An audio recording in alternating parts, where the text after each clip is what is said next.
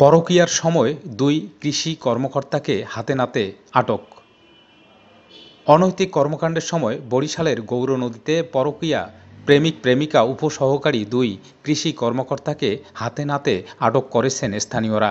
বৃহস্পতিবার ভোর ৫:১৫টার দিকে গৌরনদী পৌরসভার দক্ষিণ বিজয়পুর এলাকায় মিস্টার সাগর গোমেজের বাড়ি থেকে তাদের আটক করা হয়।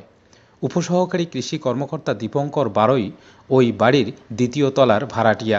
তবে রহস্যজনক কারণে কতিপয় ব্যক্তির সহযোগিতায় আটককৃত দীপঙ্কর বারৈকে পালাতে সুযোগ করে দেয়ায় ওই বাসার ভেতরে বিয়ের দাবিতে পরকীয়া প্রেমিকা ওই নারী কর্মকর্তা অনশন শুরু করেছেন। অনশনরত ওই নারী কৃষি কর্মকর্তা সাংবাদিকদের বলেন, উপজেলা কৃষি অফিসে একই পদে চাকরি করার সুবাদে গত ১ বছর পূর্বে দীপঙ্কর বারৈয়ের সঙ্গে তার প্রেমের সম্পর্ক গড়ে ওঠে। বিয়ের প্রতিশ্রুতি দিয়ে বিভিন্ন সময় বিভিন্ন জায়গায় নিয়ে দীপঙ্কর তার সঙ্গে মেলামেশা করে।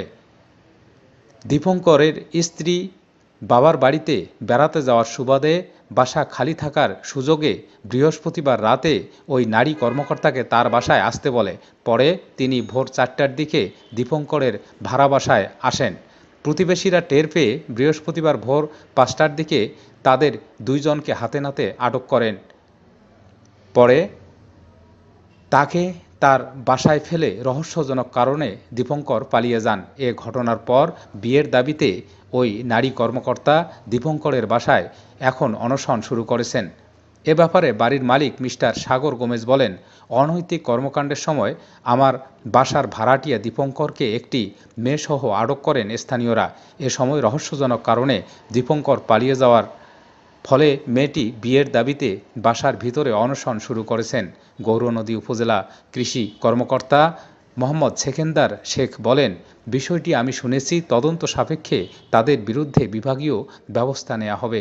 গৌরনদী থানার ওসি মোহাম্মদ ইউনুস মিয়া জানান, এ ব্যাপারে লিখিত অভিযোগ পেলে তদন্ত সাপেক্ষে আইনি ব্যবস্থা নেওয়া হবে।